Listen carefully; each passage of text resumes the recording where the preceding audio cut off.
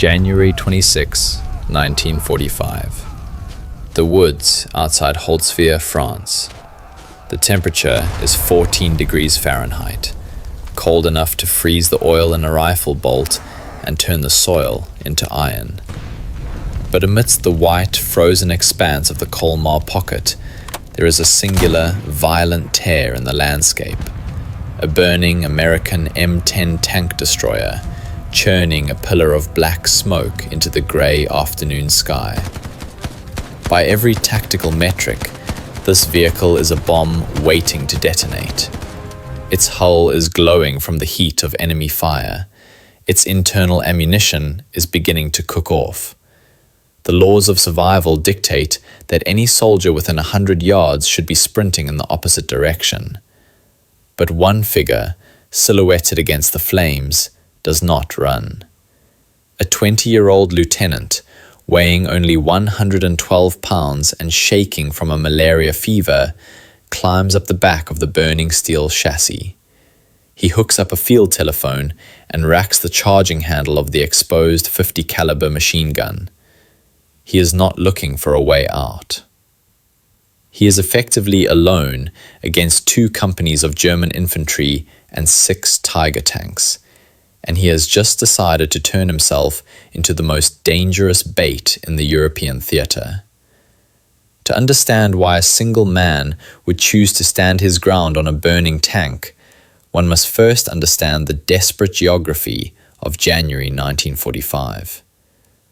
While the world's attention was fixed on the collapsing German offensive in the Ardennes, the Battle of the Bulge, a different, equally brutal crisis was festering 100 miles to the south. This was the Colmar Pocket. It was a stubborn, frozen bridgehead on the west bank of the Rhine River, a bulge of German resistance extending deep into Allied lines in the Alsace region of France. For months, the German 19th Army had held this territory with a fanaticism born of proximity to their homeland. The Rhine was the psychological and physical barrier to Germany itself, and the High Command in Berlin had ordered the pocket held at all costs. As long as the Germans controlled Colmar, they threatened the flank of the entire Allied advance into the heart of the Reich. For the soldiers of the US 6th Army Group tasked with erasing this pocket, the enemy was formidable, but the environment was lethal. The winter of 1944 to 1945 was recorded as one of the coldest in European history. In Alsace, the terrain was not the dense forest of the Ardennes, but the reed, flat, flood-prone farmland that had frozen into a sheet of jagged ice and concrete-hard mud. There was no cover. There were no hills to hide behind. The wind swept across the Rhine Valley without obstruction, dropping temperatures well below zero and turning every patrol into a battle against hypothermia. Into this frozen wasteland marched the US 3rd Infantry Division. By this point in the war, the 3rd Infantry was less a military unit and more a wary brotherhood of survivors. They had hit the beaches of North Africa in 1942. They had slogged through the mountains of Sicily.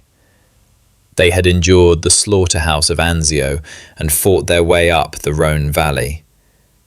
They were known as the Rock of the Marne, a division with a storied history, but by January 1945, the Rock was eroding. The casualty rates were staggering. Most of the rifle companies had turned over their personnel multiple times. The veteran, non-commissioned officers, the backbone of any infantry unit, were dead or hospitalized.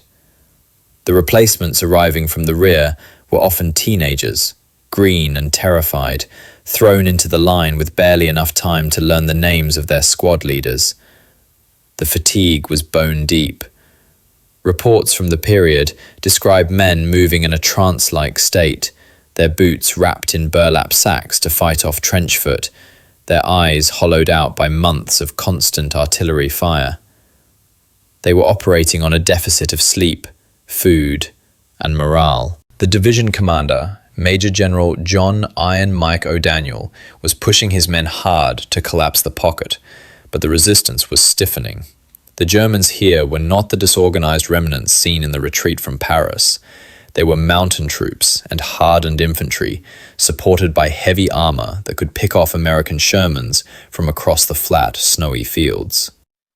Strategically, the Allies were running out of time. General Dwight D. Eisenhower wanted the Colmar Pocket eliminated before the final push into Germany could begin. The pressure filtered down from Schaeff to the 6th Army Group, to the Division HQ, and finally to the shivering men in the foxholes. They had to advance. They had to cross the frozen Fecht and Ill rivers and take the villages that dotted the plain, villages like Holtzwihr and Riedwihr. But the German 2nd Mountain Division had fortified these woods. They had used the frozen ground to their advantage, concealing Jagdpanther tank destroyers and Tiger tanks in the tree lines, their white winter camouflage making them invisible against the snow. They watched the open fields, waiting for the Americans to leave the cover of the woods. It was into this meat grinder that Lieutenant Audie Murphy's unit, Company B of the 15th Infantry Regiment, was ordered to advance. But Company B was a company in name only. On paper, a rifle company should have over 200 men. As they moved into position near the Holtzwihr woods, Company B had been whittled down to a fraction of that strength. By the afternoon of January 25, 1945, the situation for Company B had devolved from precarious to nearly untenable. They had advanced into a patch of woodland just north of the village of Holtzwihr, but the cost of reaching that position had been catastrophic. In a standard US Army table of organization, a rifle company was a robust force of roughly 235 men, commanded by a captain and supported by 3 rifle platoons and a weapons platoon. But as Lieutenant Audie Murphy surveyed his perimeter in the fading light, he did not have 235 men. He had 19. 19 exhausted soldiers were all that remained of Company B. Every other officer was dead or evacuated. The senior non-commissioned officers were gone. Murphy, a 20-year-old lieutenant who had only received his battlefield commission a few months prior, was now the company commander by default. He was responsible for holding a sector that required a full battalion, with a force smaller than a single platoon. To make matters worse, Murphy himself was physically deteriorating. A sniper's bullet had clipped his hip weeks earlier, a wound that had not properly healed and caused him to walk with a noticeable limp. More debilitating was the malaria he had contracted in the Mediterranean. The disease had flared up in the freezing damp of Alsace, leaving him with alternating bouts of fever and chills. On the night of January 25th, he was vomiting and shaking, fighting to stay lucid as he checked his men's positions. The only reason Company B had not yet been overrun was the arrival of heavy support. 2 M10 tank destroyers from the 601st Tank Destroyer Battalion had rumbled up to the edge of the woods to reinforce Murphy's thin line. The M10 was a specialized weapon, a Wolverine. It carried a potent 3-inch anti-tank gun capable of knocking out most German armor, but it sacrificed protection for speed. It had an open-topped turret, exposing the crew to shrapnel and sniper fire, and its armor was dangerously thin. Against the heavy German Tiger tanks rumoured to be in Holtzwihr, the M10s were glass cannons. They could kill, but they could not take a hit. As night fell over the Colmar Pocket, the temperature plummeted further. The men of Company B dug into the frozen earth, chipping away at the permafrost to create shallow foxholes. They knew the Germans were close. The sounds of engines revving and tracks squealing on ice drifted across the open field from Holtzwihr. The enemy knew exactly where the Americans were. The Germans held the village. The Americans held the woods. Between them lay several hundred yards of flat, treeless snow, a killing ground. intelligence reports indicated that the German 2nd Mountain Division was preparing a counterattack. Their objective was simple: push the Americans out of the woods, drive them back across the Ill River, and seal the breach in the Colmar Pocket. They had the manpower, they had the heavy armor, and they had the initiative. Murphy ordered his men to hold their fire and conserve ammunition. He positioned the 2 M10 tank destroyers on the right flank of his line, covering the open approach from the village. Then, he waited.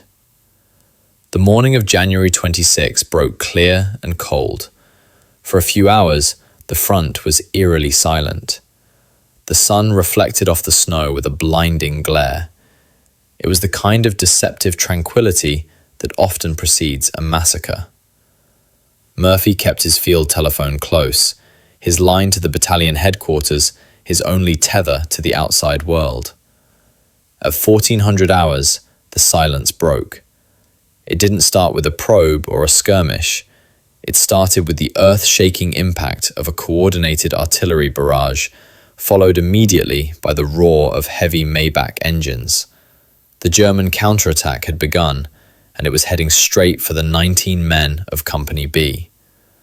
To fully grasp the magnitude of what was about to happen, we must look at the battle through the lens of the man standing at its center.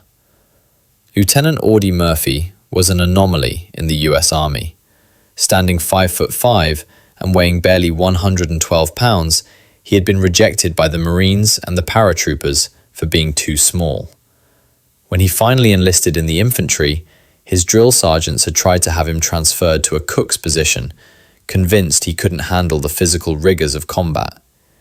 He had a boyish, freckled face that made him look closer to 14 than 20. But appearances were deceiving.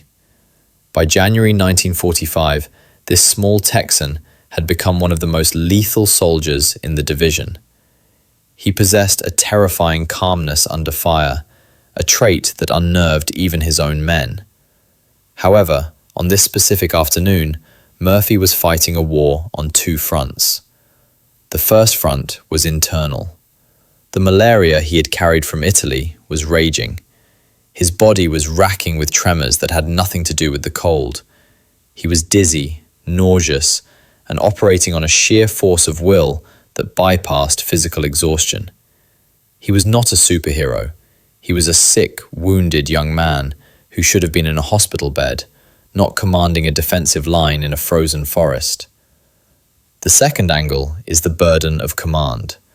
At 20 years old, Murphy was the old man of Company B. The 19 men huddled in the foxholes behind him were his responsibility. Many of them were replacements, green troops who looked at him with the desperate trust of children looking to a parent. Murphy knew that tactical reality. 19 rifles against a German armoured advance was a suicide pact. If they stayed in those shallow holes when the tanks arrived, they would be crushed under the treads or dismembered by high explosive shells. The standard military protocol for a unit this outnumbered is a fighting withdrawal, falling back as a group to a more defensible position. But a fighting withdrawal across open, frozen ground is difficult to execute without panic. If the Germans caught them in the open, it would be a massacre. Murphy made a calculation that defies standard survival instincts. He realized that for his men to survive, the Germans had to be stopped, or at least stalled, before they reached the tree line. Someone had to stay behind to direct the artillery fire that was their only real hope of defense. Someone had to act as a breakwater against the German wave. He didn't order a subordinate to do it. He didn't draw straws. As the first German shells began to bracket their position, Murphy turned to his platoon sergeant and gave a direct order. "Get the men back to the woods. I'm staying here." It wasn't a gesture of bravado. It was a cold, tactical transaction. He was trading his life for the lives of 19 others. He was buying them time with his own body. From the other side of the frozen field, the perspective was radically different. To the commanders of the German 2nd Mountain Division, the tactical problem was simple and the solution was obvious. They were looking at a ragged American line anchored by two lightly armoured vehicles. The Germans possessed superior firepower, superior numbers, and the momentum of a counterattack. They moved out of Holtzwihr in a classic combined arms formation. 2 companies of infantry, roughly 250 men, clad in white winter camouflage capes that made them ghostly blurs against the snow. Supporting them were 6 heavy tanks. These were likely Tigers or Jagd Panthers, monsters of engineering that weighed nearly 50 tons and carried 88mm cannons capable of obliterating anything the Americans had fielded. The terrain of the Reed worked entirely in the Germans' favour. The ground was as flat as a tabletop, offering zero cover for the defenders. The frozen earth meant the heavy German tanks wouldn't bog down in mud. They could move at speed. As they rumbled forward, their white-painted hulls blended into the landscape, making them difficult to target until the muzzle flashes erupted. The engagement began with a disaster for the Americans. As the German armour cleared the village, they immediately spotted the 2 American M10 tank destroyers. The duel was short and violent. One M10, manoeuvring for a shot, slid on the ice and crashed helplessly into a drainage ditch, its gun pointing uselessly at the sky. The crew scrambled out, abandoning the vehicle. The second M10 took a direct hit from a German 88mm shell. The impact was devastating. It didn't explode immediately, but the shell compromised the engine compartment and ignited the fuel lines. Smoke began to pour from the turret. The crew, realizing the vehicle was a death trap, bailed out and sprinted for the tree line, joining the retreating infantry. This was the moment the battle should have ended. The American armour was neutralized. The American infantry was falling back into the woods.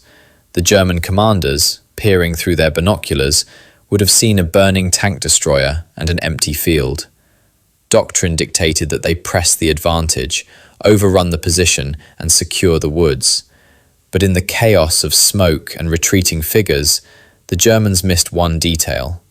They saw the smoke billowing from the stricken M10. They saw the flames licking at the open turret. What they did not see, what no rational soldier would have looked for, was the single, diminutive figure remaining behind. They assumed the burning hulk was just wreckage, a piece of battlefield debris to be bypassed. They did not realize that the wreckage was about to shoot back. Murphy stood alone on the edge of the clearing. He had his carbine, his field map, and the field's telephone connected to the artillery battalion miles to the rear. He looked at the advancing wall of German white-clad infantry, now only a few hundred yards away. He looked at the burning M10, its 50 caliber machine gun sitting idle on the turret ring. The tank destroyer was fully loaded with gasoline and ammunition. It was ticking toward a catastrophic explosion. But it was also the only weapon left on the field capable of slowing down an army. Murphy dropped his carbine. He grabbed the field telephone, and then, against every survival instinct programmed into the human brain, he ran toward the fire. The moment Audie Murphy climbed onto the engine deck of the burning M10 destroyer, he crossed the threshold from infantry tactics into pure, calculated madness. The vehicle was already a furnace. The hull plates were searing hot to the touch. Inside the crew compartment, the ammunition ready racks were beginning to smoulder, the propellant charges unstable and ready to detonate. The smoke was thick and acrid, a choking mix of burning diesel and rubber that stung the eyes and filled the lungs. For a man suffering from malaria, the heat should have been unbearable. Instead, it likely provided the only warmth he had felt in days. Murphy dragged the field telephone wire behind him, his lifeline to the artillery battalion headquarters. He hauled himself up to the exposed turret, standing on the rear deck next to the heavy 50 caliber machine gun. The weapon was a beast, nearly 85 pounds of steel designed to tear through light armor and aircraft. It was not meant to be operated by a lone, feverish soldier standing on a burning platform. Below him, the German infantry was closing in. They were less than 200 yards away, moving with the confidence of troops who believe the battle is already won. They saw the burning vehicle and ignored it. Their eyes scanned the tree line for the retreating Americans. Murphy racked the bolt. The metallic clack-clack was lost in the roar of the fire. He swung the heavy barrel toward the advancing line of white capes. He squeezed the butterfly trigger.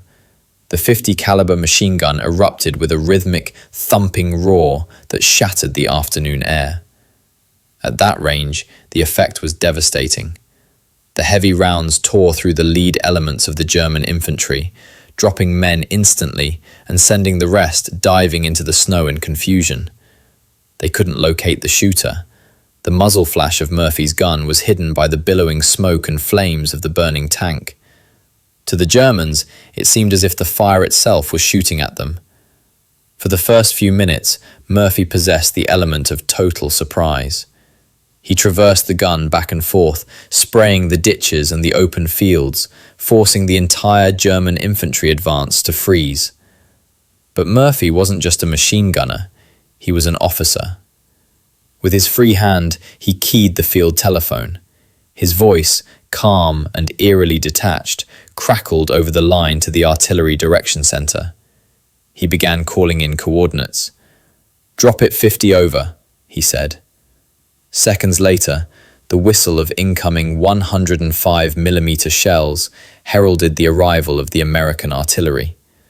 The ground erupted in geysers of frozen mud and shrapnel. The German tanks, buttoned up and blind, found themselves bracketed by high explosive fire. Murphy adjusted the aim. "Drop 50, left 50. He was walking the barrage closer and closer to his own position, creating a wall of steel between the enemy and his retreating men. The Germans, realizing their advance was stalling, began to search for the observer. It didn't take long for them to spot the silhouette in the flames. The realization shifted the entire dynamic of the battlefield. The German infantry began to concentrate their fire on the burning M10. Bullets pinged off the turret armor and hissed through the smoke. Murphy was standing in the open, exposed from the waist up. He didn't flinch. He didn't duck. He kept the trigger depressed, the pile of spent brass casings growing around his boots. A squad of German soldiers tried to flank him on the right, crawling through a drainage ditch to get a clear shot. Murphy spotted them. He swung the .50 caliber around and poured a long burst into the ditch, silencing the threat. The German tanks joined the fray. 2 Tigers fired their 88mm main guns at the M10. The shells screamed past Murphy's head, the shockwaves nearly knocking him off the deck. One shell struck the tracks of the destroyer, shaking the entire vehicle violently, but the burning hull held together. Murphy grabbed the phone again. The Germans were getting too close. The artillery was his only sledgehammer. "Correct fire," he shouted into the receiver. "Bring it in close." The voice on the other end hesitated. "How close, Lieutenant?" "Just hold the line," Murphy snapped. "I'll tell you when to stop." He was calling fire on his own coordinates. For nearly an hour, the impossible stalemate continued. 1 man, 1 machine gun, and the burning metal box against the full weight of a German offensive. The air around the M10 was thick with lead. Accounts from the men watching from the distant tree line describe a scene that looked less like a battle and more like a supernatural event. The M10 was engulfed in flames, yet the muzzle flashes of the .50 caliber kept stuttering from the inferno, relentless and rhythmic. To the German infantry, this was terrifying. They were fighting a ghost. Every time they attempted to rush the position, they were cut down by the machine gun or shredded by the American artillery raining down around the tank. The snow was littered with the bodies of those who had tried to close the distance. Murphy was now operating in a fugue state of pure adrenaline. The smoke had blackened his face. His jacket was soaked with snow and sweat. A German squad, desperate to silence the gun, managed to crawl within 10 yards of the tank destroyer. They were close enough to throw grenades. Murphy spotted the movement in his peripheral vision. He swung the barrel one last time, depressed the triggers, and eliminated the threat at point-blank range. Then, he felt a sharp, stinging impact in his right leg. A piece of shrapnel, or perhaps a sniper's bullet, had finally found him. Blood began to seep into his trouser leg, but the adrenaline masked the pain. He didn't stop firing. He didn't even check the wound. On the other end of the field telephone, the artillery battalion commander was growing frantic. Murphy's corrections were bringing the heavy 105mm shells dangerously close to the tank destroyer. "How close are they to your position?" the voice crackled over the wire. Murphy didn't look down at the map. He looked at the grey shapes moving in the smoke. "Just hold the phone, and I'll let you talk to one of the bastards," he replied. It was the ultimate gamble. He was daring the Germans to come closer, knowing that to kill him, they would have to walk into the same artillery fire he was calling down on himself. The psychological strain on the German attackers finally snapped.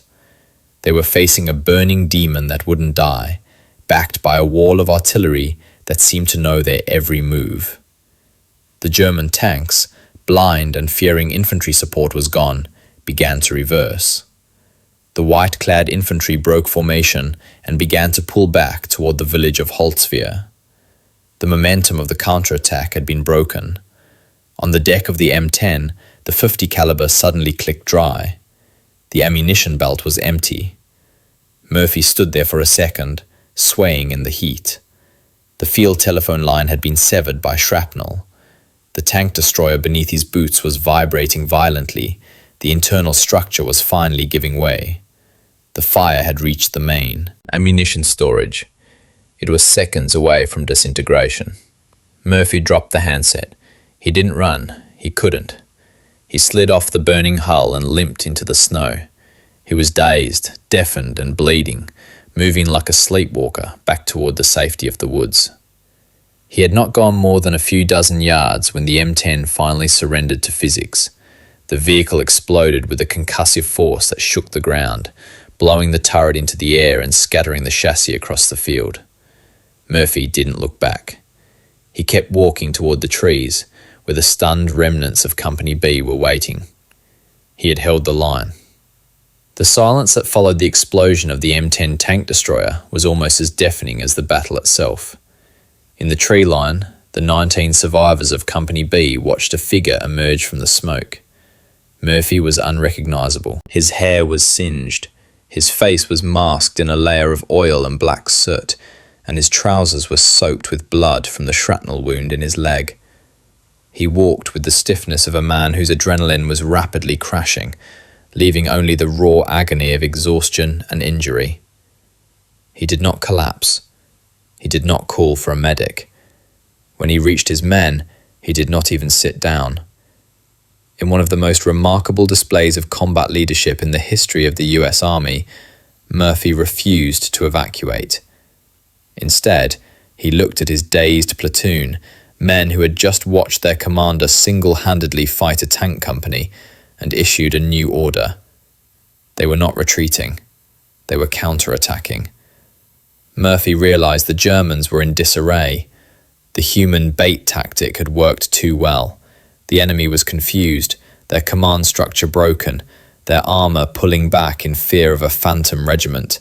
The window to strike was now. With his carbine back in his hands, limping heavily, Murphy led the 19 men of Company B back out into the open snow. They advanced past the smoking crater of the M10.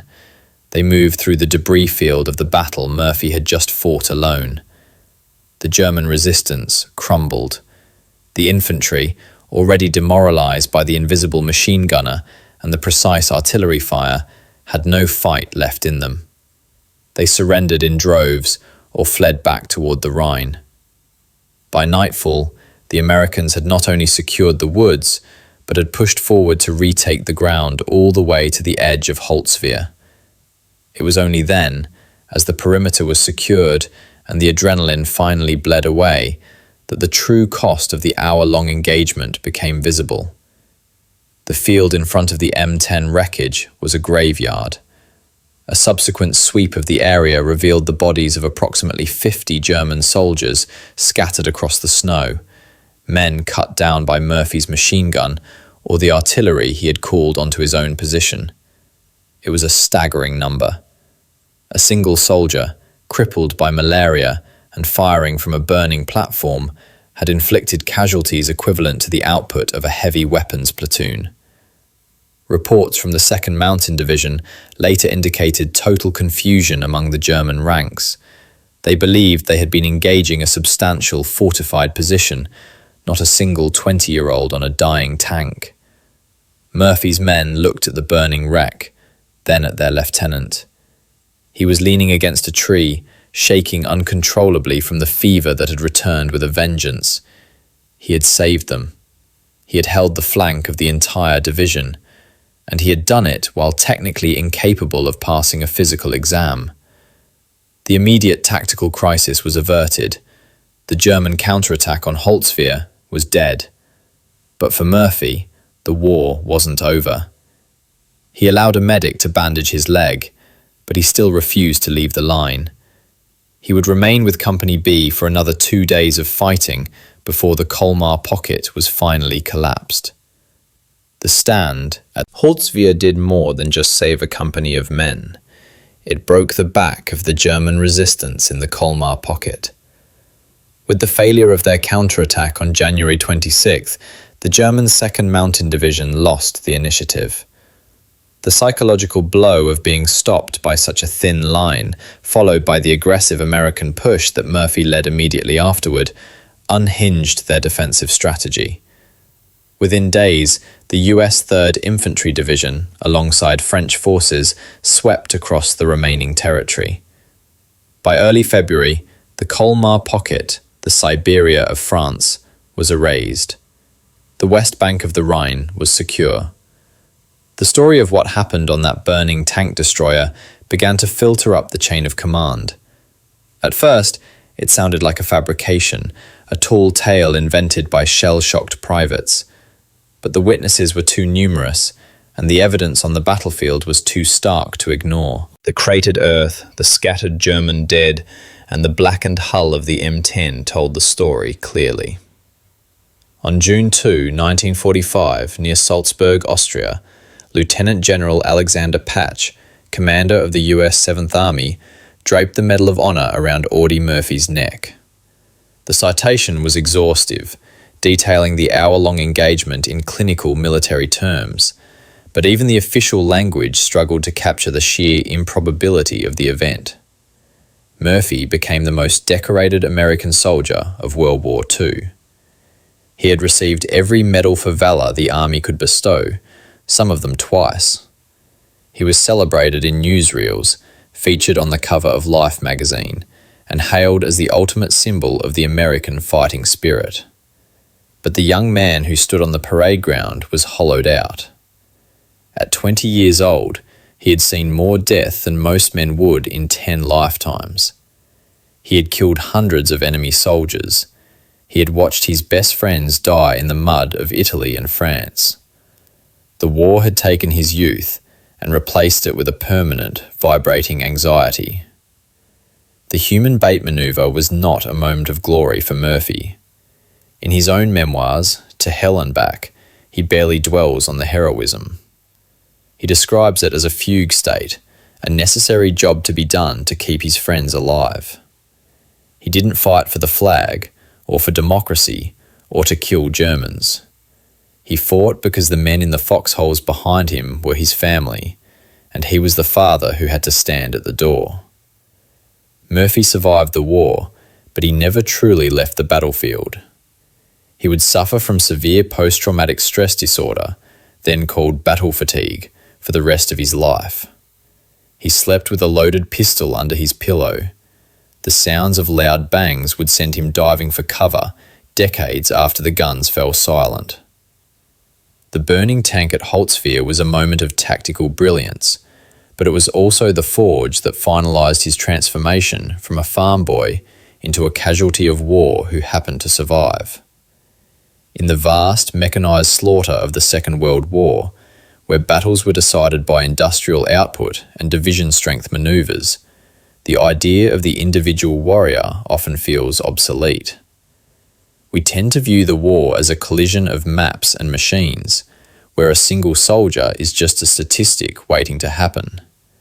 But the afternoon of January 26, 1945, stands as a violent refutation of that idea. Audie Murphy proved that the geometry of a battle is not fixed. He proved that one man, standing on a burning platform at the edge of a frozen forest, can weigh more than a company of tanks. He did not possess superior armor or a better weapon.